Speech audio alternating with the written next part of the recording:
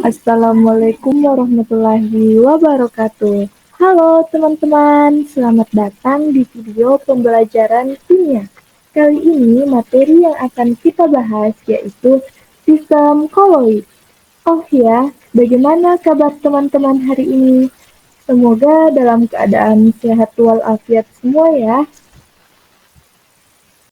Sebelum itu, perkenalkan kami dari kelompok 2 yaitu Andi Ainun Makfirah, Sulfianti, Nita Aprilia Anugrah, Yuyun Pratiwi, Muhammad Hidayat, Aksa Rafi Azizan, dan Ihsan Halik. Adapun tujuan pembelajaran yang akan kita capai setelah menonton video ini yaitu: 1. Teman-teman dapat mendeskripsikan sistem koloid. Kedua, teman-teman dapat menentukan jenis-jenis koloid. Ketiga, teman-teman dapat menjelaskan sifat-sifat koloid. Dan yang keempat, yaitu teman-teman dapat menganalisis penerapan konsep koloid pada kehidupan sehari-hari. Sebelum mengetahui apa sih koloid itu, teman-teman harus tahu dulu perbedaan dasar antara larutan, suspensi, dan koloid. Sebelum teman-teman mengetahui apa itu koloid, teman-teman harus tahu dulu perbedaan antara larutan, suspensi, dan koloid. Agar lebih mudah, teman-teman bisa memperhatikan animasi yang kita tampilkan. Yang pertama, ketika teman-teman mencampurkan garam ke dalam air, teman-teman sudah tidak dapat membedakan yang mana garam dan yang mana air. Peristiwa tersebut disebut larutan. Yang kedua, ketika teman-teman memasukkan pasir ke dalam air, pasir akan mengendap dan warnanya akan menjadi keruh, sehingga kita bisa membedakan yang mana pasir dan yang mana air. Peristiwa tersebut disebut suspensi. Dan yang terakhir, ketika teman-teman mencampur susu dengan air, teman-teman sudah tidak dapat membedakan yang mana air dan yang mana susu. Peristiwa tersebut disebut larutan. Menurut Thomas Graham, koloid adalah suatu bentuk campuran yang keadaannya antara larutan dan suspensi, atau dapat juga diartikan sebagai suatu sistem dispersi yang ukuran partikelnya lebih besar dari larutan, tetapi lebih kecil dari suspensi atau campuran kasar. Nah, teman-teman harus tahu koloid itu terbagi menjadi dua fase, yaitu fase terdispersi adalah zat yang bersifat dikontinu atau terputus-putus. Dan yang kedua yaitu medium dispersi, yaitu zat yang menjadi medium untuk dispersi dan bersifat kontinu atau berkelanjutan. Adapun ciri-ciri sistem koloid yaitu: 1. Partikel berukuran antara 1 sampai 100 nanometer. Kedua, terlihat homogen bila dilihat mata, tetapi berbentuk heterogen bila diamati menggunakan mikroskop ultra. Ketiga, bersifat stabil. Keempat, tidak dapat disaring kecuali menggunakan alat penyaring ultra. Dan yang terakhir yaitu terdapat fase terdispersi dan medium pendispersi. Pada slide ini, teman-teman dapat melihat jenis-jenis koloid. Yang pertama yaitu aerosol, yang kedua gel, yang ketiga sol, yang keempat emulsi, dan yang kelima buih.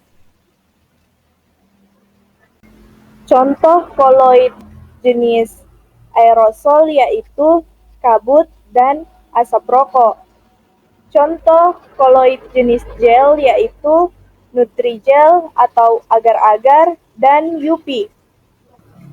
Contoh koloid jenis sol yaitu cat dan tinta pulpen. Contoh koloid emulsi yaitu keju, yogurt, dan mayones. Dan yang terakhir yaitu contoh koloid jenis buih yaitu busa sabun mandi atau deterjen. Nah, selanjutnya kita masuk ke sifat-sifat koloid ya teman-teman. Nah, adapun sifat koloid yang pertama yaitu efek Tyndall. Efek Tyndall adalah cahaya yang berhamburan oleh partikel koloid. Yang kedua yaitu gerak Brown, adalah gerak acak dari partikel koloid yang bisa dilihat hanya lewat mikroskop ultra. Pergerakan acak tersebut disebabkan oleh adanya tumbukan. Sifat yang ketiga yaitu absorpsi. Absorpsi adalah proses penyerapan atau tepatnya penyerapan ion oleh partikel koloid karena ukuran luas partikel koloid yang cukup besar.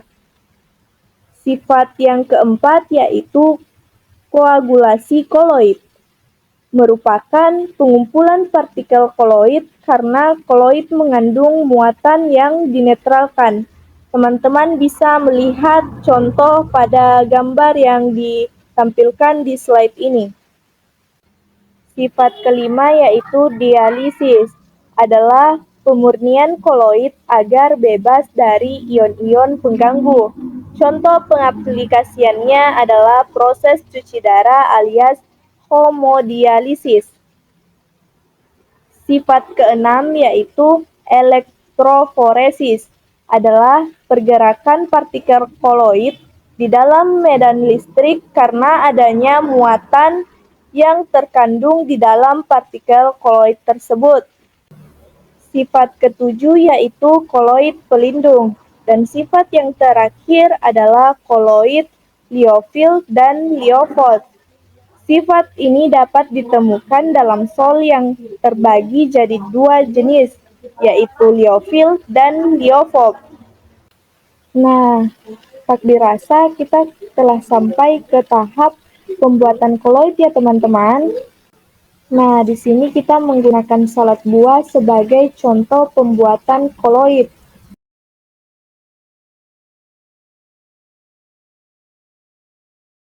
Bahan yang kita gunakan yang merupakan koloid yaitu yang pertama mayonnaise. Mayonnaise merupakan produk yang berbentuk koloid dan emulsi yang stabil, yaitu sebagai emulsi air yang tersuspensi di dalam minyak. Yang kedua, kami juga menggunakan susu kental manis. Dalam susu, partikel air dan susu punya level kepolaran yang berbeda, sehingga keduanya tidak bisa tercampur secara sempurna. Maka dari itu, susu termasuk ke dalam koloid. Yang ketiga, Nutrijel. Nutrijel adalah larutan koloid buah yang dimaniskan. Nutrijel ini termasuk dalam kategori koloid jenis gel. Nah, yang keempat yaitu yogurt. Yogurt merupakan salah satu sistem koloid yang dibuat berdasarkan sifat koagulasi di mana susu yang merupakan bahan pembuatan yogurt sendiri termasuk ke dalam emulsi cair. Yang kelima yaitu Yakult. Yakult adalah minuman probiotik yang mirip dengan yogurt. Yakult dibuat dari fermentasi susu skim dan gula dengan bakteri Lactobacillus casei yang dapat ditemukan dalam sistem pencernaan pada manusia.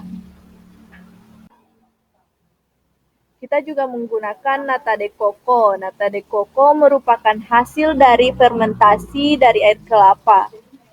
Nata de coco ini merupakan koloid jenis emulsi padat. Yang terakhir, kita juga menggunakan keju. Keju merupakan emulsi padat yang fase terdispersinya cair dan medium pendispersinya padat.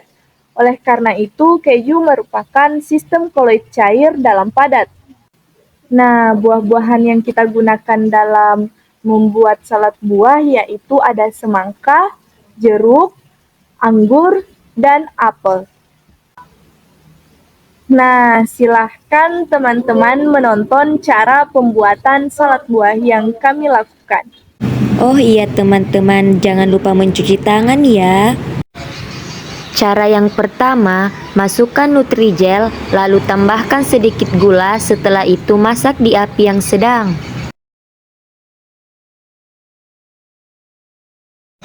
Cara yang kedua yaitu Potong buah apel dan semangka berbentuk dadu. Adapun buah anggur yang hanya dibelah dua dan buah jeruk dibersihkan lalu dipisah-pisahkan.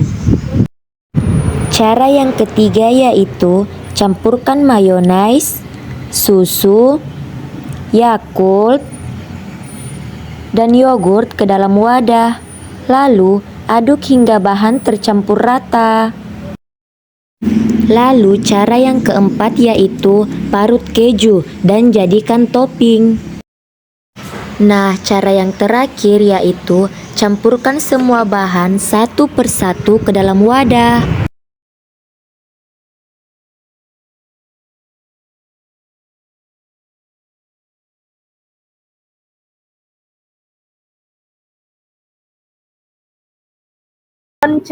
Terima kasih telah menonton video pembelajaran dari kelompok kami. Sampai jumpa di video pembelajaran selanjutnya.